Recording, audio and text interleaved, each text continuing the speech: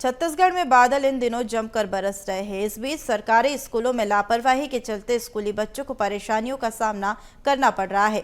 बता दें कि कलारतराई और मुगजहन में स्कूल जलभराव में हो गए हैं, जहां पर क्लासरूम में भी और किचन तक चारों तरफ पानी भरा हुआ है।